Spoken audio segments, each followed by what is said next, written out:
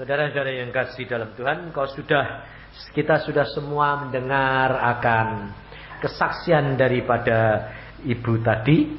Coba saudara, kita perhatikan dan kita simak supaya apa yang nanti saudara akan hadapi, saudara tidak bimbang, ragu, dan khawatir. Sebab kerap kali kita ini kalau dengar kesaksian saudara, kelihatannya enak. Kenapa? Karena hasilnya sudah positif. Ya toh? Tapi kalau seandainya nanti saudara sendiri yang ngalami, bagaimana? Bisa tenang seperti dia? Hah? Belum tentu. Kapan saudara bisa tenang seperti dia? Kalau saudara sama dengan tingkat dan pengertian dia, betul tidak? Nah, maka dari itu saudara, kalau kita dengar kesaksian, jangan sekedar cuma oh ya ya, oh ya ya. Tapi saudara berdoa, kamu katakan, Tuhan, bagaimana aku dapat mencapai tingkat seperti itu? Loh, jadi saudara nanti akan naik, ngalami. Lah, mau ndak ngalami? Loh, mau ndak ngalami? Takut toh? Itu soalnya. Coba saudara tanya sama Pak Max, sama ibu itu. Kalau ngalami, lalu gantungnya sama Tuhan, percayanya sama Tuhan, lalu sayangnya sama Tuhan, tambah enggak? Tambah. Tapi kalau saudara tidak ngalami hal-hal yang saudara sendiri tidak dapat atasi, bagaimana saudara tahu kemuliaan Allah? Karena saudara bisa. Kalau saudara sendiri sudah bisa, Tuhan tidak mau turun tangan. Kenapa? Nanti saudara bilang, wah, yang bangga siapa? Saudara. Maka dari itu orang Kristen itu jangan takut mengalami hal-hal yang aneh-aneh, yang gawat-gawat gitu loh. Makanya saya selalu kalau ngajak saudara, kalau ngomong kan kelihatannya enak. Sebab apa? Saya ngalami. Kalau Pak Max ngalami serangan jantung, yang keberapa Pak? Yang kedua, saya sudah 3 kali. Orang yang ngalami serangan jantung pertama, selamat, tidak apa-apa. Kedua, tidak apa-apa. Ketiga, mesti ngalami game. Mesti mengalami mati. Kalau tidak percaya, alamin besok. Saya ya gitu. Yang ketiga, game. Bukan ada kesempatan lagi. Sudah, cuma gini toh. Glek. Loh, jantungku Tuhan. Saya cuma ngomong gitu. Gelak game sudah. Tidak ada kesempatan. Nanti memang yang kedua, saya ada kesempatan. Masih dari Ciamplas sampai ke Gatot Subroto 20 menit saya masih bisa nyoper. Padahal sudah lemes, putih pucat. Masih saya bilang, Tuhan, berikan aku kekuatan sampai di rumah, sampai di tempat tidur. Setelah itu urusanmu deh.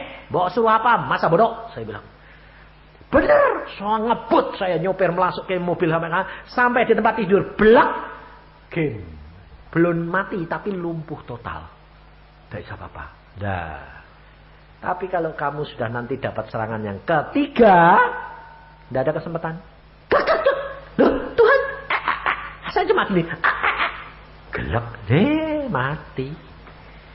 Yusa mati. Lalu saya keluar. Jiwa sama roh saya keluar. Saya lihat sendiri Yusa tidur. Mati. Saya ngomong sendiri. Makanya saya bilang, saya sudah pernah ngalami orang mati itu enak. Makanya kalau Alkitab berkata, alangkah indahnya kematian seorang anak Tuhan. Itu betul. Betul Alkitab itu ya dan amin. Nah, makanya itu, kenapa saya boleh ngalami? Karena saya dulu kalau berdoa gini, Tuhan, Alkitabmu ini benar enggak? Benar. Aku kepengen ngalamin semua. Nah, lalu Tuhan yang bilang, alami. Ya. Maka pada waktu saya mati, saya bilang, puji Tuhan, aku pulang. Sebab Alkitab berkata, ucapkan syukur dalam segala perkara. Tak gampang kalau engkau tidak punya pengenalan dengan Yesus. Langsung langit terbuka, saya ketemu Yesus pribadi duduk di atas tahta. Yesus berkata, mesem, loh orang saya mati kok malah mesem-mesem. Nah ya, makanya saya bilang, mati itu untung, jangan menjadi satu ketakutan, satu penyakit, satu kekhawatiran. Tidak ada. Kalau belum waktunya, pasti disuruh balik. Wong kita ini melayani Tuhan. Tuhan mesem. Saya bilang, Tuhan, aku pulang. Tuhan bilang, tugasmu belum selesai, Yusa. Selesaikan dulu. Loh, jantungku sudah berhenti kok. Tuhan bilang, aku sanggup hidupkan kamu. Loh. Sebetulnya ini, di dunia ini sebetulnya cuma pemain film enggak? Buat Tuhan ini sakit, lumpuh, segala macam, buta, segala macam, mati, hidup. Ini sebetulnya cuma mainan enggak buat Tuhan? Buat Tuhan mainan enggak? Buat kamu? Main sungguh-sungguh. Betul toh? Tapi buat Tuhan? Mainan. Lah, kalau saudara itu sudah tahu buat Tuhan itu cuma main-main. Lah kok kamu takut? Apa kamu kira pemain film itu pernah takut? Dia lalu nyari penjahat, lalu nodong ini. Di belakang pintu ada penjahat pakai pentung. Saudara yang lihat kadang-kadang kepengen ngasih tahu enggak? Awas, awas, awas. Ngomong gitu enggak kadang-kadang? Kenapa kok kamu kasih tahu? Karena kamu lihat di belakangnya ada orang. Karena apa? Sutradaranya yang ngasih lihat kamu. Lah, kalau sebetulnya pemainnya sendiri ini takut enggak? Kenapa enggak takut? Cuma main.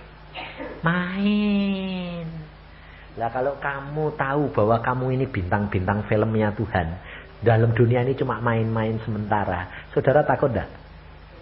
Tidak. Tapi kamu takut enggak nyatanya? Takut. Sebabnya apa? Sebab kamu kurang percaya. Maka dari itu, coba kita lihat di dalam Yesaya 5:30. Apa yang dialami oleh ibu dan bapak Max ini? Coba saudara perhatikan. Ayat yang ke-15. Sebab beginilah firman Tuhan Allah, yang Maha Kudus Allah Israel. Dengan bertobat dan tinggal diam, kamu akan diselamatkan. Dalam tinggal tenang dan percaya terletak kekuatanmu. Kira-kira firman Tuhan ini kalau saudara baca di dalam Yesaya 30, bangsa Israel pada waktu mendapatkan firman Tuhan ini, pada waktu itu dia dalam keadaan berkeberkatan atau dalam keadaan gelisah, takut dan khawatir dan tekanan? Bangsa Israel di dalam keadaan ketakutan dan tekanan dan kekhawatiran. Coba lihat di dalam ayat yang pertama.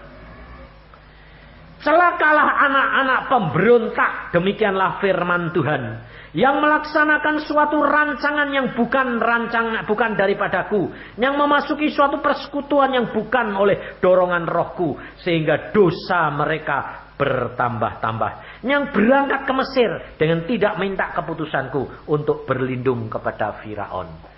Kenapa orang-orang Mesir ini kepingin berlindung kepada Firaun? Karena dalam keadaan tekanan, ketakutan oleh bangsa lain. Saudara tahu. Demikian juga keadaan saudara dan saya. Di dalam kehidupan dalam dunia ini, kerap kali kita menghadapi segala macam ancaman. Baik yang disaksikan tadi, sakit penyakit, ekonomi, ketentraman, damai sejahtera. Saudara di jalan saja terancam kecelakaan enggak? Ya. Tapi Tapi kalau saudara tidak mengenal akan isi firman Tuhan, hidup saudara tidak ada ketentraman. Pantesan ada orang Kristen tidak bisa tidur. Sampai bingung saya. Saya ditanya, Pak tolong doakan. Kenapa? Tidak bisa tidur. Kenapa tidak bisa tidur? Pikirannya jalan terus. Kenapa pikirannya jalan terus? Tidak bisa bayar utang. Loh, saya bilang, di mana iman percayamu itu di mana? Maka dari itu saudara, kita kerap kali jadi orang Kristen, cuma datang kalau haus, cuma kepingin minta segelas air. Cari di mana-mana cuma minta minum air. Firman Tuhan ini air hidup, betul lah? Saudara mau cari mana-mana kalau punya masalah, cari persekutuan dari mana-mana. Cuma kepengennya apa? Dapat firman seteguk, habis itu pulang agak lega. Sampai di rumah masalahnya timbul lagi, haus lagi. Cari lagi seteguk, dapat haus lagi. Lalu cari apa? Semalam suntuh. Kalau punya masalah banyak, cari enggak? Yang mana ya? Ada persekutuan doa semalam suntuh. Ikut. Wotot. Sebabnya apa? Mau minum terus malam. Supaya tidak haus. Pulang haus lagi. Karena engkau tidak mempunyai sumbernya. Kita kerap kali tidak menyadari bahwa kita membutuhkan sumber air hidup. Yesus itu. Maka dari itu saudara, saya selalu mengatakan, kekristenan itu bukan rombongan. Kekristenan itu tidak ikut orang lain, minta orang lain. Kekristenan itu harus mengalami pribadi dengan Yesus. Makin hebat ngalaminya, makin enak ikut Yesus. Ikut Yesus tuh ngeri-ngeri sedap. Ngeri. Makanya dulu Pak Stefanus ketemu lagi, saya bilang, wah beres Pak Isa. Ya beres. Kalau kamu yakin ya beres. Kalau tidak yakin ya kamu nanti ribut lagi. Waktu ketemu sama saya dia bilang, Pak Isa bagaimana? Sedia enggak di bawah jembatan? Saya kalau ngomongan kasar. Kalau hamba Tuhan lain, enggak apa-apa Pak, percaya saja. Mungkin enggak mempan buat dia. Saya langsung bilang, sedia masuk jembatan. Kalau enggak, lah Pak, kalau diusir masuk mana? Kalau Tuhan kehendaki di bawah kolong, masuk kolong. Yang malu Yesus, bukan kamu. Betul enggak? Berani enggak bayar harga gitu kayak gitu? Ini loh saudara. Setelah ngalami dia bilang, memang ya harus begitu ya. Iya. Kalau enggak gitu, enggak sedap. Loh, ya toh? Nah saudara ini senang lombok loh. Kalau sudah kepanasan lombok sampai tapi besok cari lagi dah. Iya, itu Yesus luar biasa. Maka enggak usah takut. Apa saja yang menyerang kamu sudah diukur oleh Tuhan. Yang boleh melanda engkau, Allah tahu kau sanggup untuk mengatasinya. Ucapkan syukur.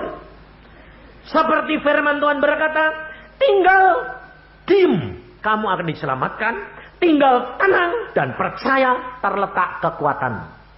Di dalam Amsal dia berkata, di dalam masa kesesakan jangan tawar hati, supaya kekuatanmu jangan hilang, berkurang. Saudara tahu, kalau firman Tuhan sudah mengingatkan kepada kita, pegang. Di mana sekarang rahasianya? Kalau firman Tuhan berkata ini, tinggal tenang dan percaya terletak kekuatanmu. Lalu begini, ya sudah diam saja.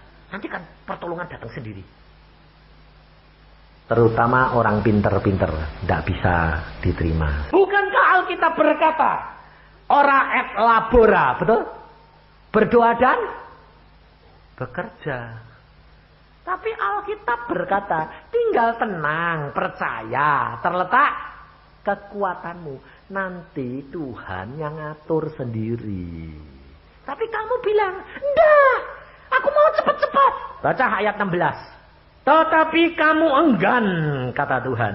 Kamu berkata, bukan, kami mau naik kuda dan lari cepat.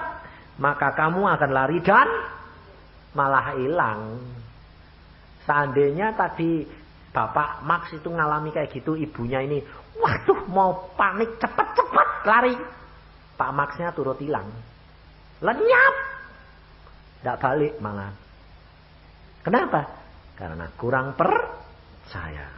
Satu. Kedua, rahasianya perhatikan. Mengapa Ibu Max tadi bisa tenang? Karena dia berpegang ada firman. Yang firman itu merupakan rema. Maka dari itu perhatiin. Saudara dan saya harus membaca Alkitab. Karena Alkitab ini kitab perjanjian. Di dalam saudara membaca dan mendalami Alkitab, ada ayat-ayat yang akan berbicara kepada saudara dan nempel.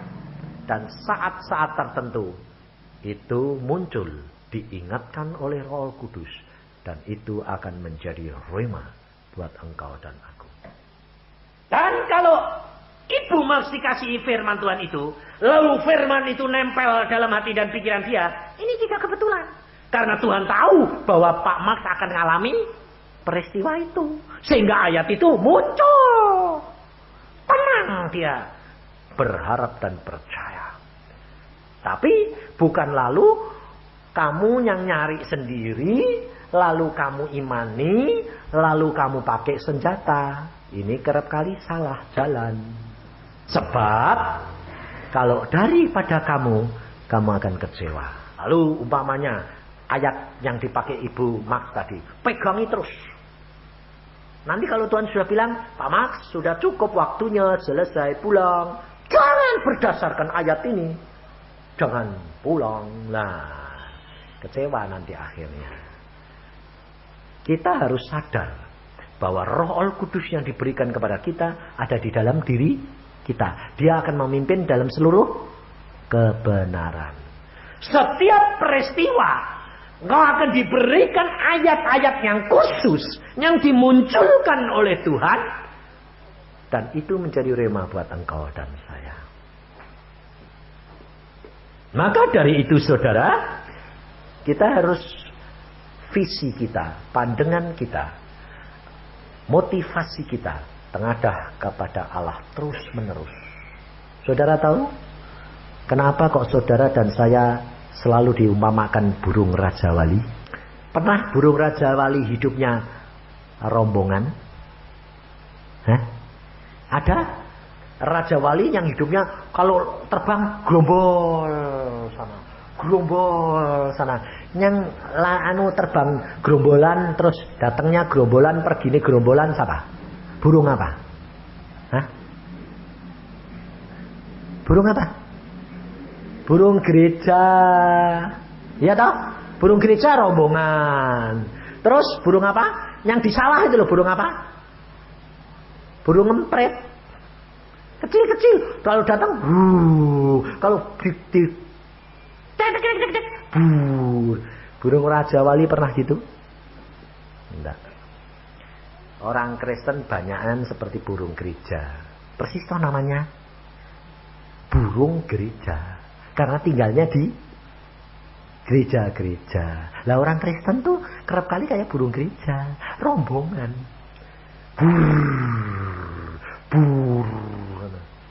Tidak pernah punya iman pribadi. Saudara, kau harus seperti burung Raja Wali. Hidup pribadi dengan Allahmu. Sanggup lakukan segala perkara bersama dengan Dia. Pandang Dia, jangan pandang yang lain. Maka dari itu engkau perhatikan dan pelajari akan firman Tuhan ini. Kalau Tuhan berkata engkau harus tinggal tenang, percaya, terletak kekuatanmu, kamu mengenadah ke atas. Sampai Tuhan nanti yang atur dan tunjukkan apa yang harus kamu lakukan. Dan kalau Tuhan sudah menunjukkan, tidak ada yang dapat menghalangi. Semua orang akan diperintahkan untuk mendukung kegenapan daripada firman Allah itu. Tetapi kalau Allah sudah memvonis, siapa yang bisa memperpanjang? Tidak bisa. Maka dari itu Alkitab harus dipelajari supaya hati, pikiran tertuju kepada Yesus saja. Jangan kepada yang lain. Kalau kita perhatikan saudara, bahwa mengapa penyertaan Tuhan kepada kita dapat meninggalkan kita? Mengapa janji-janji Tuhan kepada kita tidak digenapi di dalam hidup kita? Karena kita mengingkari, melanggar janji daripada kita sendiri kepada Tuhan. Sebab ini kitab disebut kitab perjanjian. Coba kita lihat di dalam kitab Hakim-Hakim. Apa yang dialami oleh Samson. Kita kerap kali tidak mempelajari secara detail. Sehingga saudara tidak tahu persis sebetulnya bagaimana hal itu terjadi. Pada waktu bangsa Israel di dalam tekanan bangsa Filistin, maka Tuhan menjanjikan satu penolong, yaitu Samson. Nah, ada perjanjian. Setiap kali Tuhan mau pakai saudara dan saya, setiap kali saudara dan saya dipilih oleh Tuhan menjadi bintangnya, pasti ada perjanjian. Maka hati-hati.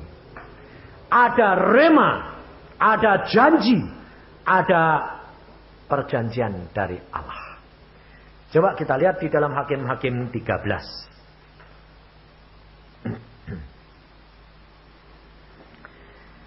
Ada perjanjian antara Allah dengan Samson. Orang Israel, mulai ayat 1 sampai dengan 5. Orang Israel melakukan pula apa yang jahat di mata Tuhan. Sebab itu Tuhan menyerahkan mereka ke dalam tangan orang Filistin 40 tahun lamanya. Pada waktu itu ada seorang dari Sora dari keturunan orang Dan. Namanya Manoah. Istrinya mandul, tidak beranak. Dan malaikat Tuhan menampakkan diri kepada perempuan itu dan berfirman kepadanya demikian. Memang engkau mandul, tidak beranak, tetapi engkau akan mengandung dan melahirkan seorang anak laki-laki. Oleh sebab itu, peliharalah dirimu, jangan minum anggur atau minuman yang memabukkan, dan jangan makan sesuatu yang haram. Sebab engkau akan mengandung dan melahirkan seorang anak laki-laki, kepalanya takkan kena pisau cukur, sebab sejak dari kandungan ibunya, anak itu akan menjadi seorang nasir Allah. Dan dengan dia akan mulai penyelamatan orang Israel dari tangan orang Filistin.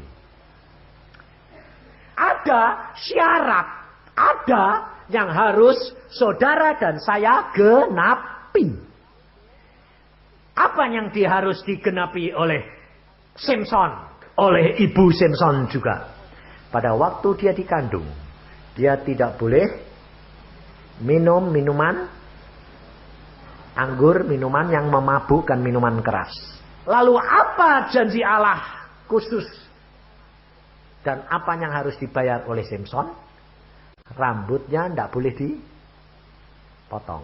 Nah, kalau saudara baca riwayat Samson, Samson itu hidupnya suci atau enggak? Tidak, kotor. Suka main perempuan. Kalau saudara baca. Tapi mengapa dia habis main perempuan semalam suntuk, bangun jam 3, pintu gerbang sudah ditutup, sama Samson pintu gerbangnya diangkat, digotong. Karena dia punya kekuatan dan kuasa daripada Allah. Kenapa Allah tidak meninggalkan? Padahal hidupnya kok kotor. Karena janji Allah tidak mengatakan, syarat Allah tidak mengatakan. Mengatakan apa? Kamu harus hidup suci. Kamu harus hidup kudus. Tidak tak? Cuma diminta apa? Jangan motong rambutmu. Selama Samson rambutnya tidak dipotong, kuasa Allah tetap tidak? Tetap. Selama perjanjian Allah, rema buat engkau dan saya tidak engkau langgar, tetap urapan Allah dan penyertaan Allah ada. Meskipun kadang-kadang kamu berbuat dosa. Tetapi perhatikan, sampai gara-gara rambutnya Samson dipotong, sebab Samson tidak hidup dalam kesucian dan kekudusan. Dia kelemahannya main perempuan. Akhirnya juga rambutnya dipotong karena perempuan. Tetapi perhatikan, bukan karena dia main perempuan Allah meninggalkan, tidak. Tapi karena dia memotong rambutnya, Allah tinggalkan. Tetapi perhatikan, kalau engkau tidak hidup dalam kekudusan, dosamu itu yang akan membawa celaka dan menyebabkan kamu tidak dapat menggenapkan janji firman Allah di dalam hidupmu. Nah, yang kedua kita perhatikan di dalam Hakim-Hakim yang 16. Kita perhatikan dan kita pelajari benar-benar akan firman Tuhan ini. Setiap kejadian kepada orang-orang pilihan Allah, ini saudara harus pelajari. Dan renungkan benar-benar. Supaya saudara tahu kuncinya di mana. Kejatuhan-kejatuhan dan bagaimana yang dilakukan oleh Allah ini. Di dalam kitab Hakim-Hakim 16 ayat 20 dan 21. Lalu berserulah perempuan itu. Loh, gara-garanya siapa? Perempuan ini, karena dia punya kelemahan di situ. Maka kalau jadi orang Kristen, saudara ini punya kelemahan enggak? Hah? Setiap orang ini punya kelemahan enggak? Punya. Lain-lain atau sama? Lain. Yang tahu siapa kelemahannya? Tuhan dan pribadi kamu. Kalau kamu punya kelemahan seperti Samson, hati-hati. Seperti saya itu punya kelemahan seperti Samson. Mata keranjang. Makanya saya bilang, Tuhan, aku mau jadi hambamu. Tapi kalau engkau tidak jamin, aku tidak jatuh dalam hal kelemahanku, aku tidak mau jadi hambamu. Percuma. Buat apa? Engkau sudah urapi, engkau beri kuasa, nyatanya nanti kayak Samson hilang. Bocah, saya bilang gak mau. Tuhan bilang, aku jamin. Tapi hidup menurut firmanku. Belajar dari firman Tuhan. Kelemahanmu hindarkan. Jangan kamu lakukan. Hidup dalam kekudusan. Oke? Makanya saya kalau ada orang perempuan minta konseling, kalau sendirian, saya bilang maaf. Apalagi kalau cantik, saya bilang maaf. Bahaya. Saya terus terang, saya lebih baik jujur menghindarkan diri daripada main-main seperti Samson. Jatuh rugi. Saya tidak mau. Kedua, kelemahan saya apa? Minum. Saya kalau minum tidak pernah mabuk. Seneng. Tuhan bilang, stop, tidak suka aku. Ya oke. Jadi kalau ditawari apa-apa? Tidak. Tidak mau pegang-pegang. Yang ketiga apa? Judi. Saya paling hobi. Kalau ada judi motoku hijau, kepengen ikut. Tangan gatel. Tapi Tuhan bilang jangan deket-deket.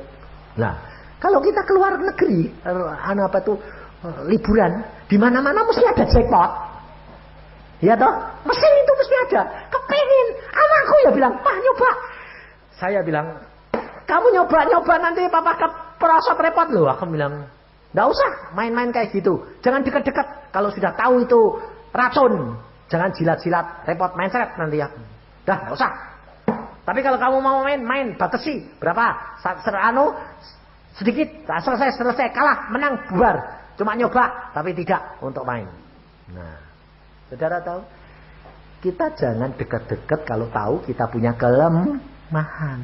Tapi ada lagi. Nah, saudara, kelemahanmu apa? Saudara yang tahu, jangan main-main. Kalau kamu lemahmu sama musik, jangan coba-coba. Mainin sama musik rock mah hanyut, hilang kamu, kabur. Kalau kamu punya kelemahan duit, jangan main-main be duit, pasti keprosot di duit kamu. Tapi kalau kamu punya kelemahan tukang utang, ada loh. Kelemahan tukang utang itu ada. Mbok punya duit gak bayar, seneng utang. Ada itu. Saya nemui orang banyak. Waktu punya, saya bilang, "Kamu punya banyak, bayar utangmu." Dia bilang, "Belum cukup." Loh, padahal saya tahu persis duitnya dia sama untuk bayar utang masih lebih. Tapi kalau disuruh bayar dia bilang, "Belum cukup." Saya bilang, "Tama, lemah dalam utang. Kamu akan diajar Tuhan, rugi kamu." Apa terjadi? 6 bulan kemudian bangkrut. Saya tanya, "Mana uangmu?" "Habis dimakan orang karena kamu tidak bayar, kamu pun tidak dibayar." Ngerti? Karena tama kamu. Ini loh saudara. Sebab Alkitab sudah berkata, setiap orang dibalas menurut perbuatannya. Kalau kamu tidak suka bayar, ya kamu tidak bakal disuka dibayar. Betul? Hah? Nah, kelemahanmu harus perhatikan dan hapuskan dengan darah Yesus. Alkitab luar biasa. Coba saudara perhatikan. Daniel pada waktu dia masuk penjara, masuk lubang singa. Kenapa? Singa kok tidak suka makan dia? Hah? Saudara pasti bilang, Tuhan yang tidak boleh. Betul lah? Benar tak? Singa-singanya ditutup toh mulutnya. Malaikat yang berkata, Daniel berkata, Allah mengirim malaikatnya menutup mulut singa-singa, mengatupkan. Kenapa? Karena Daniel tukang puasa. Daniel itu paling suka puasa.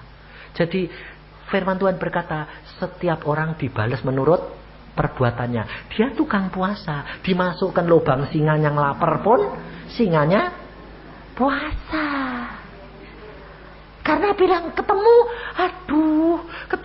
orang yang suka puasa. Aku sama Tuhan kirim malaikat. Singa, dia tukang puasa, kamu ya puasa. Iya, udah. Ngantuk, lapar ya puasa. Waktu Daniel diangkat, yang dimasukkan tukang pelahap. Baru masuk kakinya, sudah digerogoti singa. Sebab pelahap. Lah kamu ini tukang puasa atau tukang pelahap?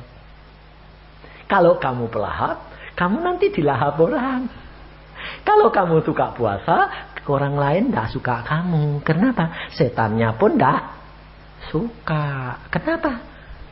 Alkitab berkata, setiap orang dibalas menurut perbuatannya. Lah, saudara tahu.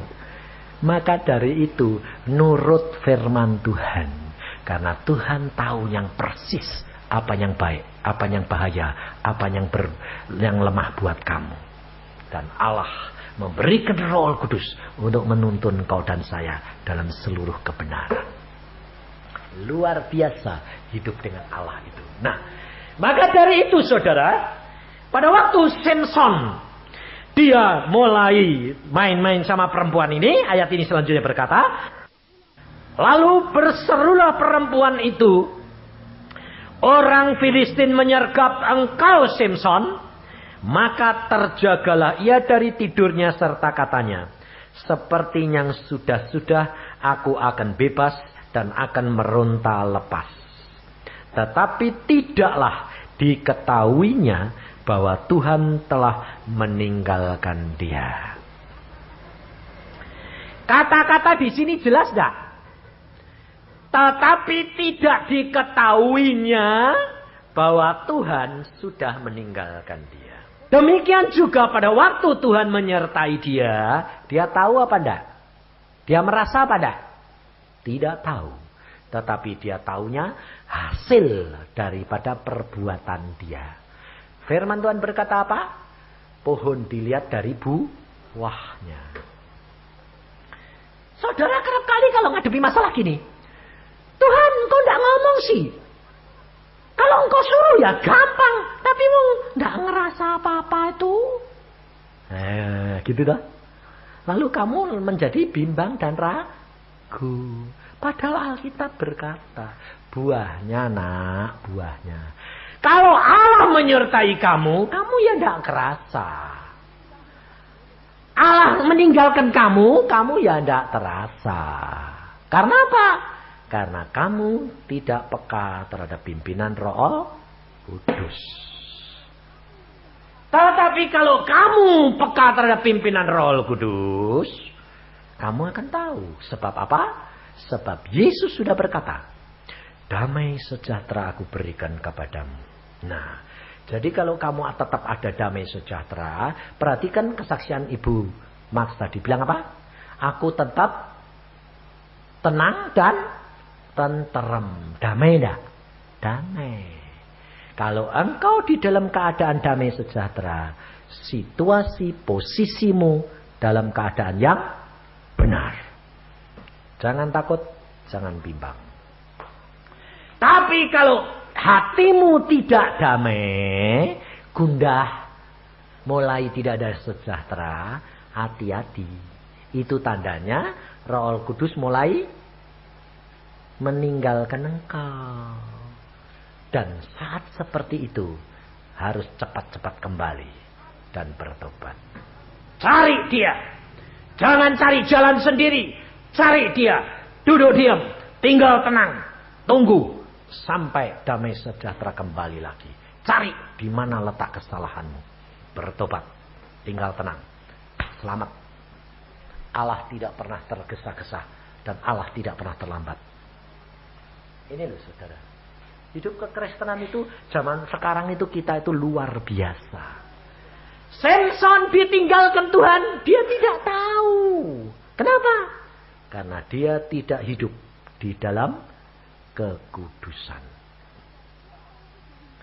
Sehingga Roh Kudus sedih, susah. Kenapa? Karena dia tidak menjadi peka lagi.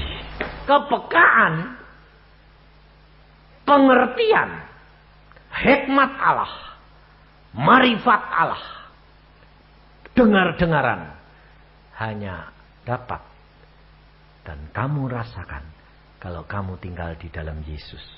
Ada damai sejahtera. Kalau kamu keluar daripada jalan itu, engkau tidak akan peka lagi. Samson sudah biasa hidup dalam kekotoran. Sehingga dia tidak dapat membedakan lagi antara penyertaan Allah dan tidak. Maka dari itu hati-hati.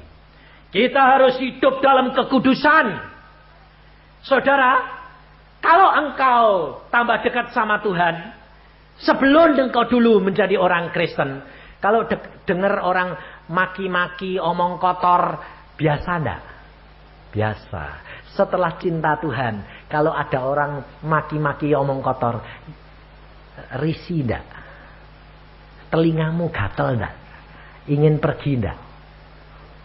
Buahnya yang akan menjadikan saudara pengerti.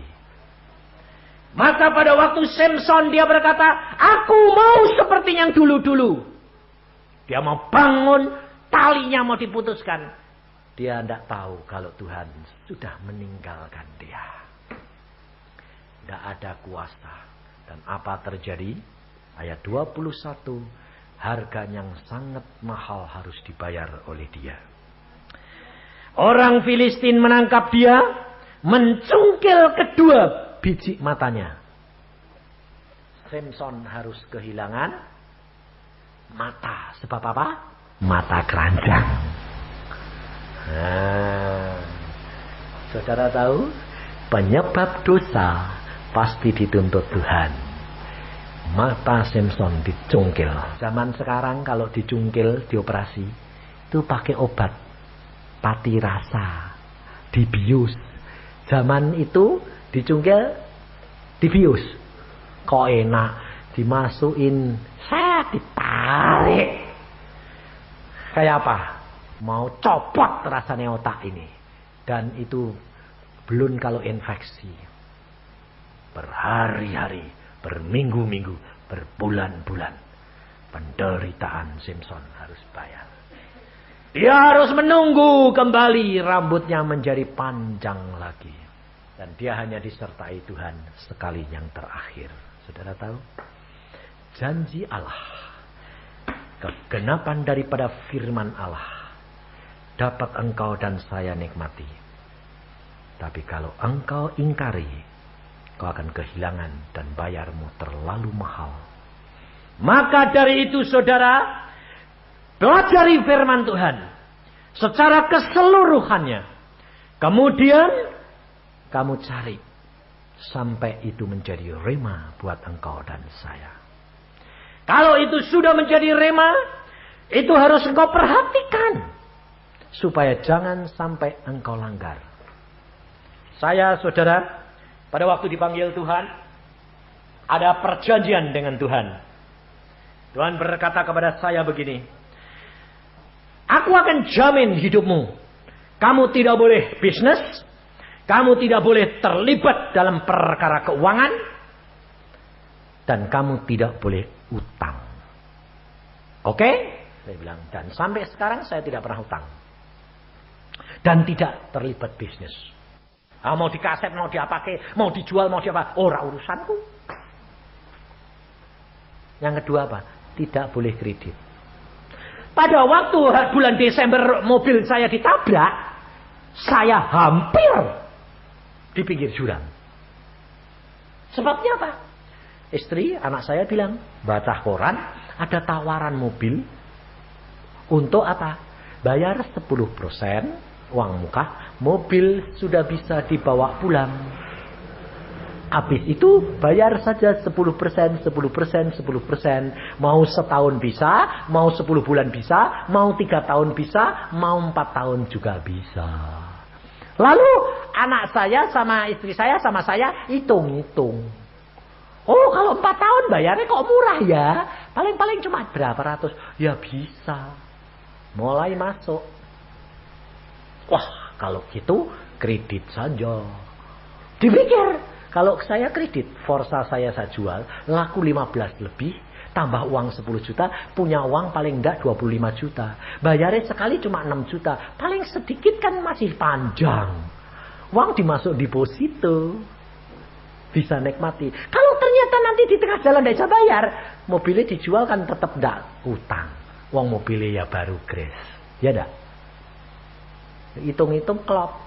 Saya berdoa, Tuhan, boleh ndak? Loh, mulai tanyanya bukan Tuhan itu kehendak muda. Tuhan itu boleh ndak?